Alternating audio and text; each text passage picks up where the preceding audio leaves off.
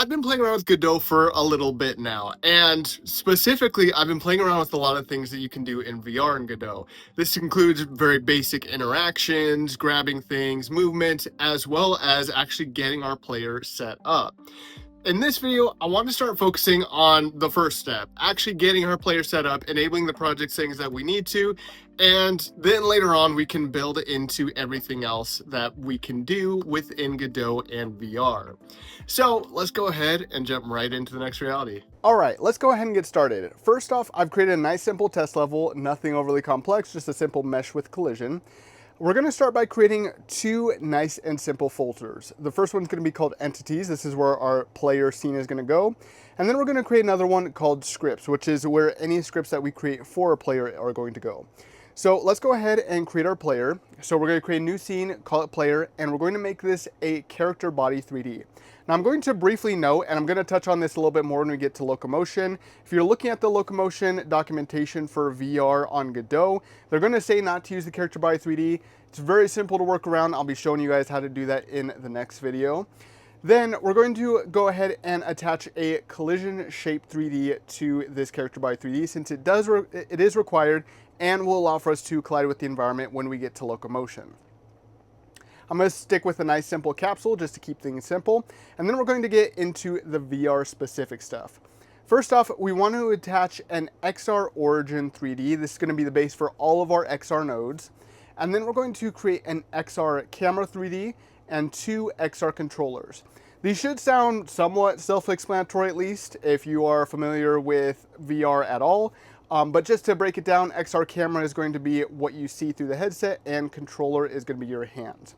You're going to notice a couple warnings here, and we're going to fix one of those right now. Go into project settings and scroll down on the left-hand side until you get to the XR section, and then click on OpenXR. You want to make sure that this is enabled so that way we are actually using the headset. And then you also want to go one section down into shaders and make sure that is also on, and restart Godot.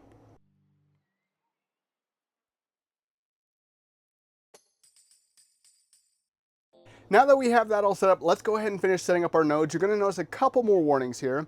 Now, first off, before we address these, I'm going to rename these to XR controller left and XR controller right, because we're going to assign which one is which, and this is just going to make it a little easier to figure out which is which in the editor when we're looking at them. So for our XR controller left, I'm going to go over here to tracker, and we want to make sure that that is set to left hand. And then obviously for our XR controller right, we're going to want to make sure that that is set to right hand. Now, I'm also going to do one more thing here. I'm going to attach a couple of static meshes to each of these XR controllers. Now, the main reason I'm doing this is the XR controllers don't really have any sort of visible mesh or anything like that. So when you actually look at this in the VR headset, your controllers might be tracking, but if you don't have any meshes attached to them, you're not actually going to be able to see them. So you're not really going to know for sure if it's working correctly. And this was a small issue I'd run into previously when I was messing around with the OpenXR action inputs. So I'm just going to create one and duplicate this for each of our controllers, so that way we have nice visible meshes.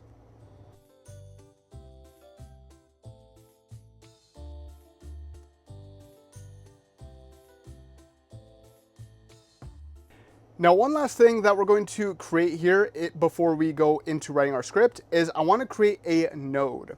Now, we need to actually initialize the OpenXR runtime, so I'm going to create a node that is specifically for this, and I'm just going to call it initialize.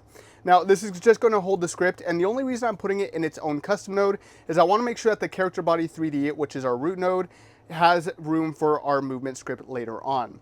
So now let's go and create a script within this initialize, and I'm just going to keep this nice and simple, make sure it is stored within that scripts folder that we created at the beginning.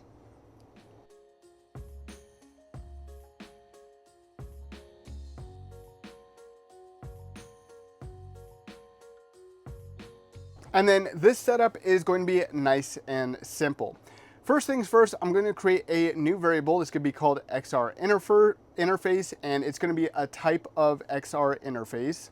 We're not going to need the process at all, so I'm going to go ahead and take that out. All of this is going to be done in our ready function. Now, our XR interface is going to be equal to our XR server.find interface, and we want to specify OpenXR. If you are using a different interface, you can specify that here, but most likely that is what you're going to be using. And then assuming that our XR interface is actually active, which is going to be the case if we have a VR headset connected, and it is initialized, which is also going to be the case if we have our VR headset connected, we're going to go into display server, and then we're going to want to make sure that Windows set VSync mode is set to disabled. This is a recommendation by the Godot documentation. This may not be a necessity, I'm not 100% sure, but that is something you want to do. Then you also want to go to get viewport and use XR equal to true. This is a necessity in order to actually be able to see what's actually going on in the game in your VR headset. With that, we can go ahead and drop in the player into Godot, and everything is going to be set up. We can go ahead and connect our headset and hit play, and we're all good to go.